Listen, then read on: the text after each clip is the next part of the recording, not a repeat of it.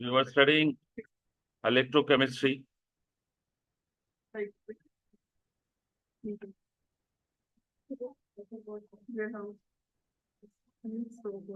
Electrochemistry is the concept बेटा under discussion. तो बेटा आज हम ये कॉन्सेप्ट पढ़ रहे हैं कि जब भी whenever equilibrium shifts forward, देखो, let us say कि this is half cell equation. Fe3 plus 1 mole electron and it goes to Fe2 plus. Okay. This is half cell equation which represents a half cell और इसकी standard electrode potential is plus 0.77 volt. ठीक है। अच्छा, now the concept we are studying is कि अच्छा ये जो E not value है बेटा, आप इधर आ जाओ, आगे बढ़। ये जो E नॉट वैल्यू है प्लस 0.77, ये कब प्रोड्यूस होगी? जब आयरन 3 आयन की कॉन्सेंट्रेशन 1.0 मोल पर डीएम क्यूब हो। ऐसा है बेटा। और Fe2 प्लस की कॉन्सेंट्रेशन भी 1.0 मोल पर डीएम क्यूब, यानी स्टैंडर्ड कंडीशंस में ये इलेक्ट्रोड पोटेंशियल होगा। अच्छा, अब जो कॉन्सेप्ट हम पढ़ रहे हैं वो ये है कि अगर हम ये कॉन्सेंट्रेशन डिक्रीज करें, सपोज अगर हम लेफ्ट हैंड साइड पे जो स्पीसी है उसकी कॉन्सेंट्रेशन डिक्रीज करें बेटा, तो क्या होगा? इक्विलिब्रियम शिफ्ट होगा। इक्विलिब्रियम किस साइड पे शिफ्ट होगा? लेफ्ट पे शिफ्ट होगा। तो जब भी इक्विलिब्रियम बैकवर्ड शिफ्ट होगा, ये इलेक्ट्रोड पोटेंशियल डिक्रीज करेगा। ठीक है, जस्ट रिमेंबर दिस थिंग, जब भी इक्विलिब्रियम बैकवर्ड शिफ्ट होगा इलेक्ट्रोड पोटेंशियल की वैल्यू डिक्रीज होगी, और जब भी इक्विलिब्रियम फॉरवर्ड शिफ्ट करेगा इलेक्ट्रोड पोटेंशियल की वैल्यू इंक्रीज होगी। ये कॉन्सेप्ट है जो हम लिख रहे हैं कि if equilibrium shifts backward, equilibrium shifts backward, electrode potential will decrease. Electrode potential will decrease. Equilibrium के बैकवर्ड शिफ्ट होने से इलेक्ट्रोड पोटेंशियल डिक्रीज करेगा, राइट? अच्छा, अब बेटा जब इलेक्ट्रोड पोटेंशियल डिक्रीज करेगा, ये बात भी गौर से सुने जरा, सुने बेटा, लिखे नहीं, लिखे नहीं, सुने। जब इलेक्ट्रोड पोटेंशियल डिक्रीज कर जाएगा तो जो नया इलेक्ट्रोड पोटेंशियल होगा उसको हम ई बोलेंगे, उसे ई नॉट नहीं बोलेंगे। ठीक है, ई नॉट स्टैंडर्ड इलेक्ट्रोड पोटेंशियल है जो कि स्टैंडर्ड कंडीशंस में डेवलप हुआ है। तो इक्विलिब्रियम शिफ्ट जब होगा तो फिर कंडीशन स्टैंडर्ड नहीं होंगी। समझ आई कि नहीं? देखो, ये कॉन्सेंट्रेशन 1 मोल पर डीएम क्यूब है ना, तो अगर इस कॉन्सेंट्रेशन को आप डिक्रीज करोगे तो फिर ये स्टैंडर्ड कंडीशन नहीं होगी। तो नॉन स्टैंडर्ड कंडीशंस में इलेक्ट्रोड पोटेंशियल ई होगा। तो ई और ई नॉट का क्या रिलेशनशिप होगा बेटा फिर, जब इक्विलिब्रियम बैकवर्ड शिफ्ट करे? ई डिक्रीज हो जाएगा ई नॉट से, जो स्टैंडर्ड इलेक्ट्रोड पोटेंशियल है उससे नया वाला इलेक्ट्रोड पोटेंशियल कम होगा। समझ आई या नहीं आई? सबको आई बेटा, जो लेट आए हैं? आप लोगों को ये कॉन्सेप्ट क्लियर हुआ? जब भी इक्विलिब्रियम बैकवर्ड शिफ्ट होगा ये इलेक्ट्रोड पोटेंशियल डिक्रीज होगा। ये एक वन लाइनर है। ठीक है, और दूसरा पॉइंट क्या है कि when equilibrium shift forward, when equilibrium shifts forward, electrode potential will increase. Electrode potential will increase. और जब इलेक्ट्रोड पोटेंशियल इंक्रीज करेगा, नया इलेक्ट्रोड पोटेंशियल, अब बेटा क्या रिलेशनशिप होगा? ई ग्रेटर होगा ई नॉट से। Simple is this. अगर इक्विलिब्रियम बैकवर्ड शिफ्ट कर रहा है इलेक्ट्रोड पोटेंशियल डिक्रीज करेगा, और अगर इक्विलिब्रियम फॉरवर्ड शिफ्ट कर रहा है तो इलेक्ट्रोड पोटेंशियल इंक्रीज होगा। और ये जो इक्विलिब्रियम शिफ्ट है ना, ये कॉन्सेंट्रेशन की वजह से होगा। बस सिर्फ कॉन्सेंट्रेशन ही ऐसा फैक्टर है जो आपके सिलेबस में डिस्कशन हो रहा है। बाकी टेम्परेचर से जो इक्विलिब्रियम शिफ्ट है वो ए लेवल के सिलेबस में नहीं है। ठीक है, आपके सिलेबस में जो इक्विलिब्रियम शिफ्ट होगा वो कंसंट्रेशन की वजह से शिफ्ट होगा।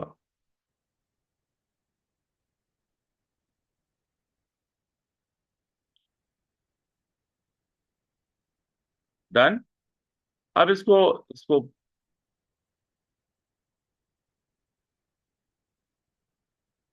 देखें, ये एग्जाम्पल, अगर ये कॉपर 2+ है, +2 electrons, 2 mole electrons and reversible reaction and copper, इसका स्टैंडर्ड इलेक्ट्रोड पोटेंशियल है +0.34।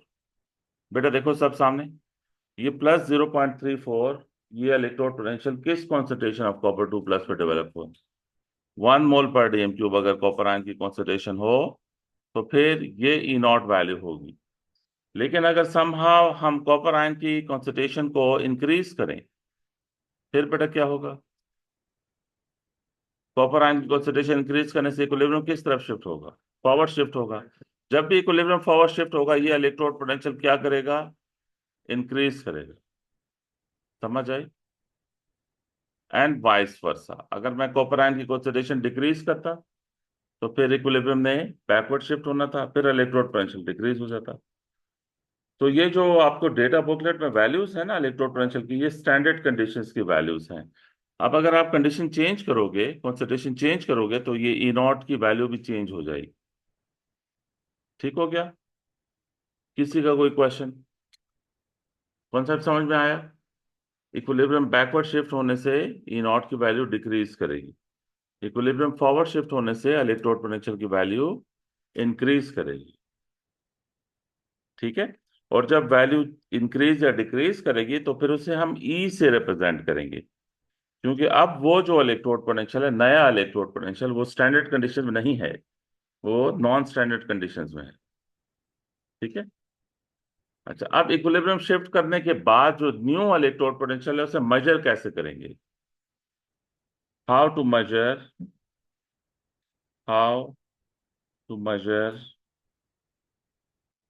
नॉन स्टैंडर्ड इलेक्ट्रोड पोटेंशियल, या हाउ टू मेजर, चलो, नॉन स्टैंडर्ड इलेक्ट्रोड पोटेंशियल।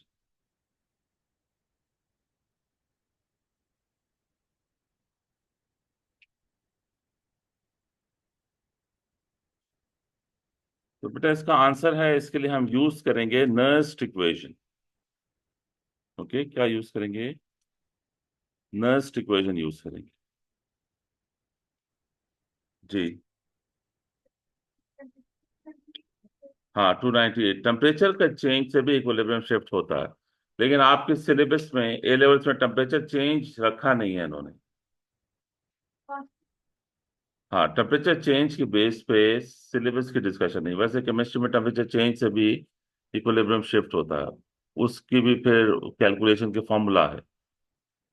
तो आपके सिलेबस में वो फॉर्मूला रखा नहीं है, राइट? सिर्फ कॉन्सेंट्रेशन चेंज से जो इक्विलिब्रियम शिफ्ट होगा वो ए लेवल की सिलेबस का पार्ट। बेटा नर्स्ट इक्वेशन से हम मेजर करेंगे, किससे? विद, इसमें ये एन साइलेंट है, ओके, नर्स्ट इक्वेशन। अच्छा, अब नर्स्ट इक्वेशन है क्या? नर्स्ट इक्वेशन बेटा ये है, Nernst equation is E equals E0 +0.059, 0.059 constant है, divided by Z into log concentration of oxidized form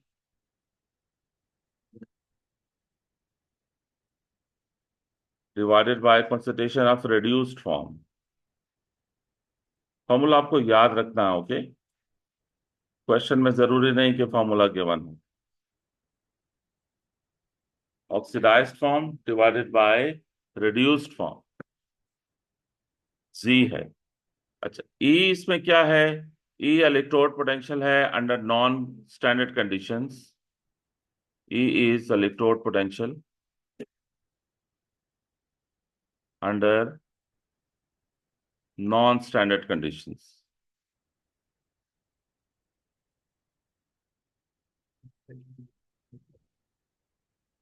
under non standard conditions बेटा, बेटा ई नॉट तो पता है ना आपको, ई नॉट का तो मैंने ही लिखा, ओके। जी जो है वो number of electrons in half cell equation है, number of electrons in half cell equation.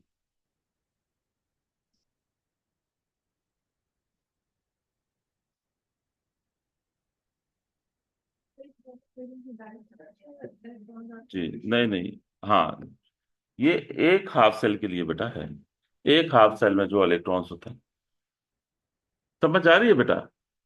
देखो अगर मैं ये इक्वेशन लूं, Fe3 plus plus 1 mole electron goes to Fe2 plus, और इसकी ई नॉट वैल्यू है प्लस 0.77।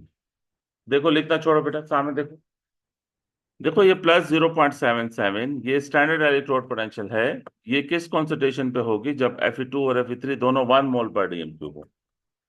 अच्छा ये बेटा बताओ कि फॉरवर्ड रिएक्शन कौन सा रिएक्शन है? फॉरवर्ड रिएक्शन रिडक्शन है ना। तो जो राइट साइड पे पार्टिकल है इसे हम बोलेंगे reduced form, right. Forward reaction क्या है? रिडक्शन है। तो रिड्यूस्ड फॉर्म ये वाली स्पीसी है जो राइट साइड पे। और बेटा बैकवर्ड रिएक्शन क्या है? ऑक्सीडेशन है। तो इसलिए लेफ्ट हैंड साइड पे जो स्पीसी है वो कौन सी फॉर्म है? वो ऑक्सीडाइज्ड फॉर्म है। याद रहेगा? तो बेटा अगर Fe3 प्लस की कॉन्सेंट्रेशन हो 0.020 मोल पर डी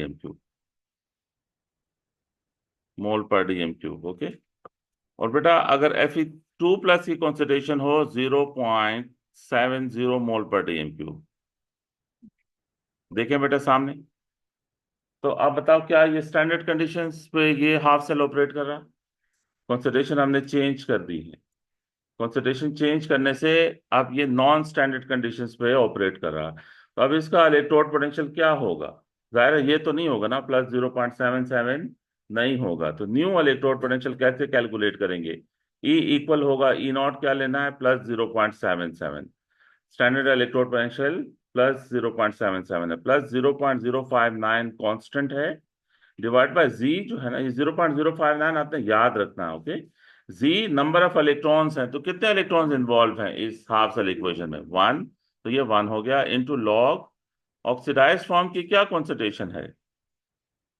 0.020। और रिड्यूस्ड फॉर्म की क्या कॉन्सेंट्रेशन है? 0.70। बस इसे सॉल्व करें बेटा तो नया इलेक्ट्रोड पोटेंशियल ई होगा, ई नॉट नहीं होगा। तो new electrode potential can be calculated. Just इसे सॉल्व करें, whatever you get is new electrode potential.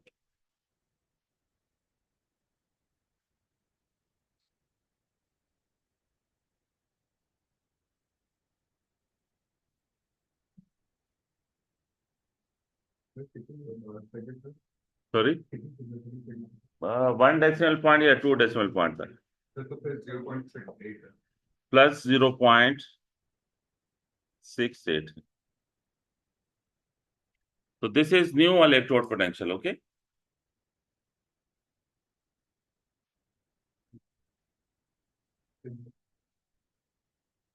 ठीक है। अच्छा देखें, next situation is this thing बेटा, this is half cell equation with, इसमें अब कॉपर सॉलिड है, ओके। राइट हैंड साइड पे, लेफ्ट हैंड साइड पे कॉपर आयंस एक्वस हैं, और स्टैंडर्ड इलेक्ट्रोड पोटेंशियल है प्लस 0.34 वोल्ट। अच्छा अब अगर कॉपर आयन की कॉन्सेंट्रेशन हो 0.020 मोल/dm³, तो अब आप देखें कॉपर राइट हैंड साइड पे जो कॉपर है वो तो सॉलिड है ना, और सॉलिड की कॉन्सेंट्रेशन हम कंसिडर नहीं करते, सॉलिड की कॉन्सेंट्रेशन हम कंसिडर नहीं करते, ओके। तो अगर कॉपर आयन की कॉन्सेंट्रेशन हम ये ले लें, अगर पेपर में गिवन हो, तो आप बताओ इक्विलिब्रियम किस साइड पे शिफ्ट होगा इस केस में? राइट पे। इक्विलिब्रियम बैकवर्ड शिफ्ट नहीं करेगा, क्यों? कॉपर आयन की स्टैंडर्ड ये जो वैल्यू आई है ये किस कॉन्सेंट्रेशन पे आई थी? 1 से ये कम नहीं है, 0.02। कॉपर 2 प्लस की कॉन्सेंट्रेशन डिक्रीज हुई है ना। देखो आपकी पूरी कॉन्सेंट्रेशन होगी, कॉन्सेंट्रेशन रखें बेटा क्लास में प्लीज। कॉपर आयन की कॉन्सेंट्रेशन डिक्रीज हुई है ना, स्टैंडर्ड कंडीशन 1 मोल पर डीएम क्यूब थी, तो ये 0.02 स्टैंडर्ड से तो कम है, इक्विलिब्रियम बैकवर्ड शिफ्ट करेगा। जब इक्विलिब्रियम बैकवर्ड शिफ्ट करेगा तो ये इलेक्ट्रोड पोटेंशियल क्या होगा बेटा? इस डिक्रीज को टेक्निकली हम बोलेंगे लेस पॉजिटिव। क्या बोलेंगे बेटा? क्योंकि ई नॉट वैल्यू पॉजिटिव थी तो ये क्या हो जाएगी? लेस पॉजिटिव हो जाएगी। ओके, अब इसको कैलकुलेट भी कर लेते हैं। तो क्या है बेटा? ई नॉट नर्स इक्वेशन क्या होगी बेटा? पढ़े। E nought equal E plus 0.059 divided by Z log. अच्छा, अब इसमें सिर्फ ऑक्सीडाइज्ड फॉर्म लेंगे, इसमें हम रिड्यूस्ड फॉर्म नहीं लेंगे।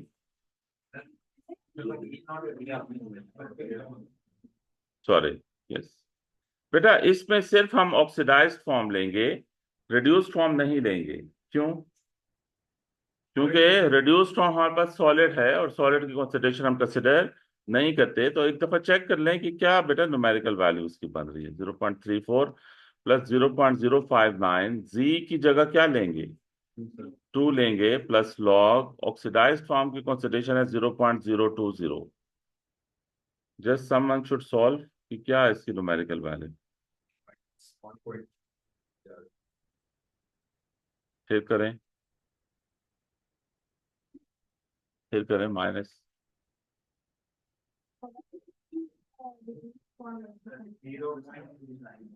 प्लस 0.29, ये ठीक लग रही है। प्लस 0.29, तो आप देखें जो न्यू इलेक्ट्रोड पोटेंशियल है वो प्लस 0.29 है, तो कम हो गया ना ओरिजिनल से। और ये काम इसलिए है कि इक्विलिब्रियम बैकवर्ड शिफ्ट हुआ।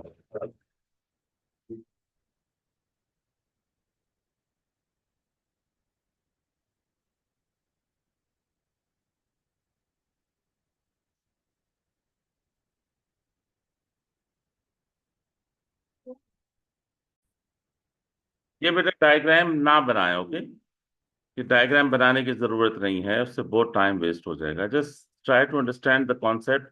ये लेड से पी बी लेड सॉलिड है और ये लेड आयंस हैं, ठीक है? और फिर बेटा ये लेट से कि ये सिल्वर आयंस हैं, इनकी कॉन्सेंट्रेशन 1 मोल पर डीएम क्यूब है। और ये सिल्वर सॉलिड है। जस्ट ट्राई टू अंडरस्टैंड कि ओवरऑल क्या डिस्कशन हो रही है। और बेटे क्या मिसिंग है इस डायग्राम में? सॉल्ट ब्रिज मिसिंग है। ओके, तो सॉल्ट ब्रिज भी प्लेस करते हैं, ये सॉल्ट ब्रिज हो गया। अब लेड आयन की कॉन्सेंट्रेशन 0.010 मोल पर डीएम क्यूब है। अब क्या इसमें बेटा यूनिक है या क्या पॉइंट है? हाँ, ये यूजुअली इस तरह करते हैं ना, क्वेश्चन में अक्सर ये बोलते हैं कि लेड सल्फेट या लेड क्लोराइड ऐड किया है, ठीक है? तो लेड सल्फेट आपको पता है ना फुली सॉल्युबल नहीं है। लेड सल्फेट अगर आप 1 मोल पर DM cube lead sulphate add करो तो लेड आयन की कॉन्सेंट्रेशन 1 मोल पर डीएम क्यूब नहीं होगी। क्यों बेटा? क्योंकि लेड सल्फेट इनसॉल्युबल सॉल्ट है। इनसॉल्युबल सॉल्ट फुली डिसोसिएट नहीं होता। ये लेड सल्फेट की जगह एग्जाम में लेड क्लोराइड भी लिख सकते हैं। तो ये कोई ऐसा सॉल्ट प्लेस करते हैं वाटर में जो फुली डिसोसिएट नहीं होता। जब फुली डिसोसिएट नहीं होता तो फिर ये जो कॉन्सेंट्रेशन है लेड आयन की वो स्टैंडर्ड नहीं होती। इस केस में कॉन्सेंट्रेशन गिवन है, इस केस में लेड आयन की कॉन्सेंट्रेशन कितनी है? 0.01। कम से कम ये स्टैंडर्ड नहीं है। लेकिन दूसरा हाफ सेल स्टैंडर्ड कंडीशंस में ऑपरेट कर रहा है। ये वाला जो हाफ सेल है ना, इसकी ई नॉट वैल्यू है प्लस 0.80, ठीक है? और अगर कि ये लेड आयन की कॉन्सेंट्रेशन 1 मोल पर डीएम क्यूब होती, यानी ये हाफ सेल अगर स्टैंडर्ड होता तो फिर इसकी स्टैंडर्ड ई नॉट वैल्यू थी -0.12। ये गिवन हो गया, आपको न्यूमेरिकल वैल्यूज याद नहीं करनी। क्या इस इलेक्ट्रोड पोटेंशियल, इस हाफ सेल की ई नॉट इलेक्ट्रोड पोटेंशियल वैल्यू ये होगी? क्या होगी इससे? इससे कम होगी। क्यों बेटा? क्योंकि लेड आयन की कॉन्सेंट्रेशन क्या हुई है? डिक्रीज हुई है, जिसकी वजह से इक्विलिब्रियम किस तरफ शिफ्ट होगा? बैकवर्ड शिफ्ट होगा। तो ये इलेक्ट्रोड पोटेंशियल डिक्रीज होगा। तो आपसे क्वेश्चन ये करेंगे, कैलकुलेट ई सेल। क्या बेटा? क्या कैलकुलेट करें? E cell. E nought cell नहीं, ई सेल। क्यों बेटा, ये ई नॉट सेल क्यों नहीं लिखा इन्होंने? हाँ, क्योंकि अब दोनों हाफ सेल स्टैंडर्ड कंडीशन में ऑपरेट नहीं कर रहे, तो जो सेल पोटेंशियल है वो स्टैंडर्ड नहीं होगा। अब सेल पोटेंशियल बेटा आप लोगों ने कैसे कैलकुलेट किया था? क्या फॉर्मूला हमने डिस्कस किया था? ई सेल किसके इक्वल होता है बेटा? हाँ, ई नॉट रिडक्शन, जो ग्रेटर वाला होता है वो रिडक्शन होती है उसमें, और जो स्मॉलर वाला होता है उसमें ऑक्सीडेशन होती है। तो एक इलेक्ट्रोड पोटेंशियल तो हमें पता है, दूसरा पहले इलेक्ट्रोड पोटेंशियल पता करेंगे, फिर फॉर्मूला यूज करेंगे। नहीं समझ आई? ये एग्जामिनर का क्वेश्चन है कि आप ई सेल कैलकुलेट करें। ई सेल दो हाफ सेल्स के इलेक्ट्रोड पोटेंशियल से पता चलता है, इस हाफ सेल का इलेक्ट्रोड पोटेंशियल नहीं पता। तो कैसे बेटा, how to calculate electrode potential? Next equation apply करेंगे। ई इक्वल्स पढ़े क्या? E nought plus 0.059 divided by Z log, क्या रिड्यूस फॉर्म भी होगी या सिर्फ ऑक्सीडाइज फॉर्म लेनी है? दोनों लेनी है। रिड्यूस फॉर्म होगी या नहीं होगी? नहीं होगी बेटा, क्योंकि रिड्यूस फॉर्म में ये सॉलिड है ना, लेड। सॉलिड की कॉन्सेंट्रेशन नहीं होती, और ये जो लेड आयंस है इसकी कॉन्सेंट्रेशन कितनी है? 0.10 है। समझ आ रही है? पहले इलेक्ट्रोड पोटेंशियल निकाल लें। -0.12 plus 0.059 divided by 2 log oxidise form की क्या है कॉन्सेंट्रेशन? 0.010। बेटा देखिए क्या वैल्यू बनती है, प्लस या माइनस? -0.18, यानी ये डिक्रीज होके मोर नेगेटिव हो गई है। ठीक है, इसका जो डिक्रीज है वो क्या था बेटा? मोर नेगेटिव था। अब बेटा फॉर्मूला में मैं कौन सी वैल्यूज प्लेस करूं? ई सेल क्या होगी? ई ग्रेटर क्या है? +0.80, माइनस ई स्मॉलर कितना है? -0.18 है, +0.98 वोल्ट। गॉट द आइडिया बेटा? जी। फिर हम ये किसी एक की जोड़ी और में के कितने सर, यहाँ तो सॉलिड था ना रिड्यूस फॉर्म में, तो फिर ऑक्सीडाइज फॉर्म में रिड्यूस तो 1 डिवाइड बाय कर देंगे। Any other question? कौन सा, ये वाला? ये एग्जामिनर ने आपको दिया है, या वो ये बोलेंगे ये फुली सॉलेबल नहीं है, या ये बता इसकी स्टैंडर्ड कॉन्सेंट्रेशन क्या होनी चाहिए? 1, तो 1 से ये वैल्यू कम नहीं है। 1 मोल/dm³ से कंपेयर करें से तो कम हो गई। गॉट इट बेटा? देखें थोड़ा सा,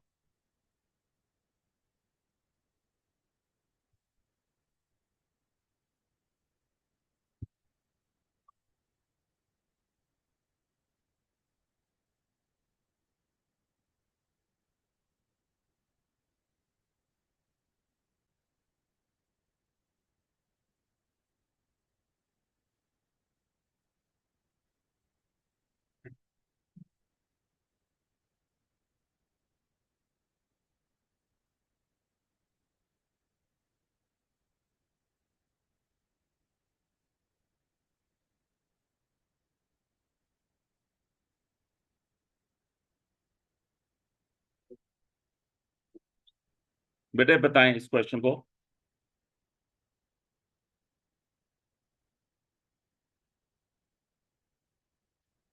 विजिबल है?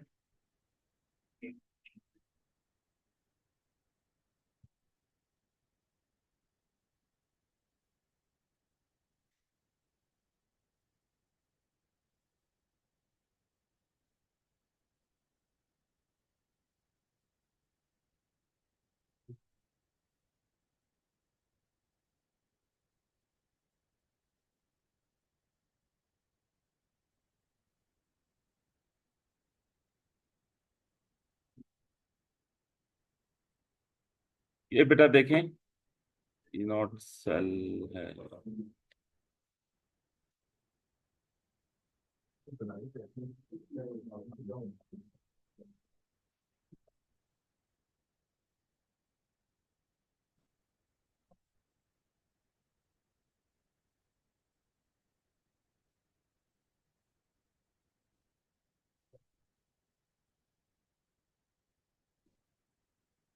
ये नेक्स्ट इक्वेशन यहां से आ रही है। ओके बेटा देखें, ये क्या कह रहे हैं आपको, पढ़े part B. The cell is operated at standard temperature, bromine bromide half cell has standard concentration, और manganese 3 positive manganese 2 positive half cell में 3 पॉजिटिव की ये कॉन्सेंट्रेशन है, 2 पॉजिटिव की ये कॉन्सेंट्रेशन है। यूज दस इक्वेशन टू, और बेटा इसको देखें। ओके, हाफ सेल इक्वेशन आप खुद भी क्राफ्ट कर सकते हैं। कैसे बेटा, क्या बताया था? अगर ये दो कंपोनेंट्स हैं हाफ सेल के, तो हाफ सेल इक्वेशन कैसे होगी? Mn3 positive plus 1 mole electron goes to Mn2 positive. तो इसकी स्टैंडर्ड ई नॉट वैल्यू कितनी है?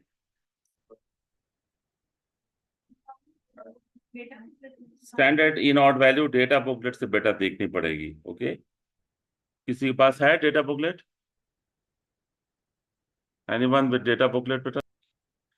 तो बेटा ई नॉट तो स्टैंडर्ड डेटा बुकलेट से देखेंगे 0.059 डिवाइडेड बाय जी।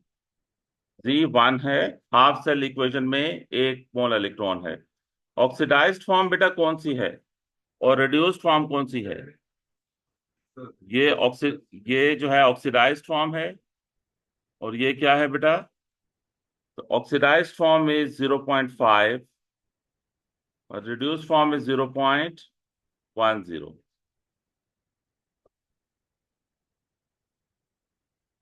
नहीं है?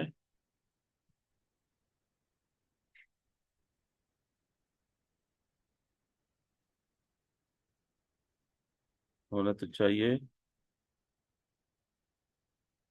कितनी है? प्लस 1.49। ओके बेटा, someone should solve it. Plus 1.53, ये बेटा ई वैल्यू है फॉर दिस हाफ सेल। ठीक है, तो जिन कंडीशंस में ये हाफ सेल ऑपरेट कर रहा है, electrode potential happens to be, ये अब स्टैंडर्ड नहीं है। ओके, ये है प्लस 1.53। जो दूसरा हाफ सेल है वो स्टैंडर्ड कंडीशंस में ऑपरेट कर रहा है, वो ब्रोमीन ब्रोमाइड हाफ सेल है। उसकी half cell equation will be like this in the data booklet.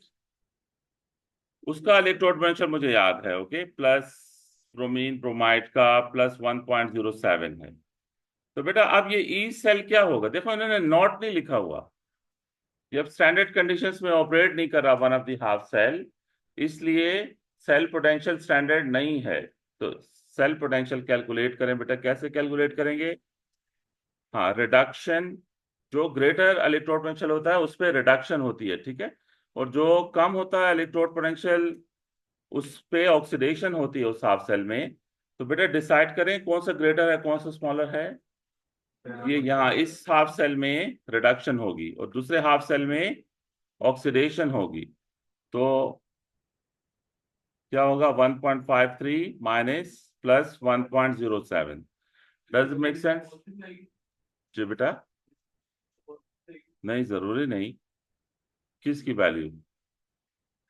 E cell अगर पॉजिटिव में आए तो इसका मतलब है कि रिएक्शन फिजिबल है, और ई सेल नेगेटिव आए तो इसका मतलब रिएक्शन फिजिबल नहीं है।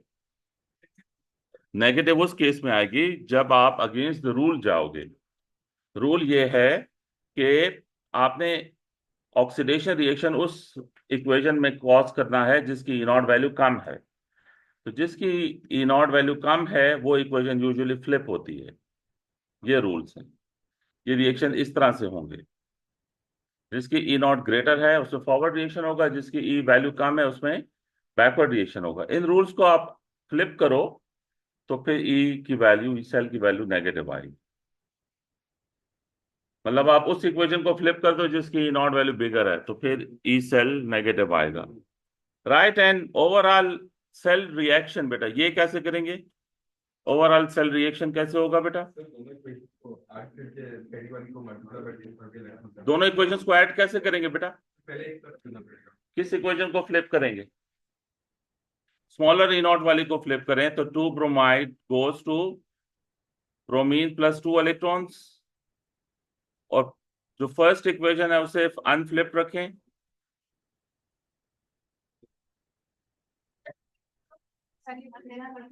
यस, रूल्स हैं। फिर बेटा जो नीचे वाली इक्वेशन है उसको 2 से मल्टीप्लाई करें, तो this is 2, 2 and 2, electrons will be cancelled out, 2Mn 3 positive, Br2 plus